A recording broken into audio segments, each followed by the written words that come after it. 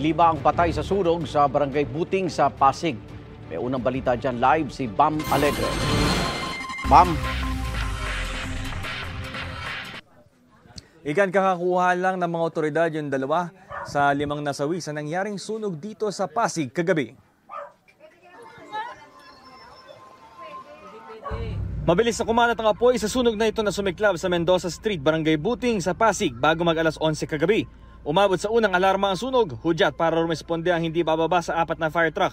Nakontrol ang sunog matapos ang halos 20 minuto at tuluyan na apula bago maghating gabi.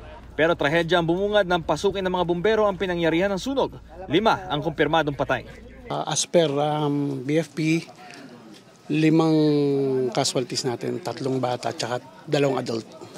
Bale, ano po yung mga relationship po ng mga namatay sa isa't isa? Yung isa mag-ama, yung isa naman mag-iina, 2 bata. Pahirapan ang pagkuha sa labi ng mga biktima na isang ina at ang 2 niyang anak na 11 years old at 2 years old. Namatay rin ang kapitbahay nilang mag-ama, 45 years old na government employee at anak niyang lalaki na 15 years old. Kinumpirma na rin ito ng mga kaanak nila. Agad na pauwi ang misis ng isa sa mga nasawi nang malaman ng balita. Tinawagan lang po ako ng anak ko na mama mo nasusunog po sa bahay. Tapos sabi ko pakihanap po si Papa at saka yung kapatid mo. Si Denmark naman nakamag-anak din ng ilang nasawi, kakauwi lang na makitang nasusunog ang bahay nila. Mayroon po akong narinig na may pumutok po, tapos may bumagsak po sa harapan ko, tapos sunod-sunod na po yun, yung bike bumagsak po sa akin. Ano yung mga bumagsak? Yung mga kahoy po. Sa tala ng barangay, 3 estruktura ang naapektuhan ng sunog. 18 pamilya, 89 na individual ang nasa evacuation center ngayon.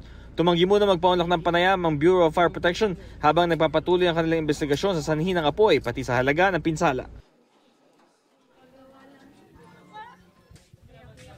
Igan, makikita ninyo sa ating likuran, ito yung linya kung saan isinasagawa yung investigasyon ng BFP. Ito isa sa mga naapektong estruktura at ganito kasikip.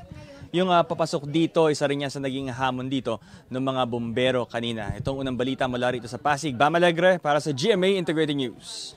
Igan, mauna ka sa mga balita, mag-subscribe na sa GMA Integrated News sa YouTube para sa iba't ibang ulat sa ating bansa.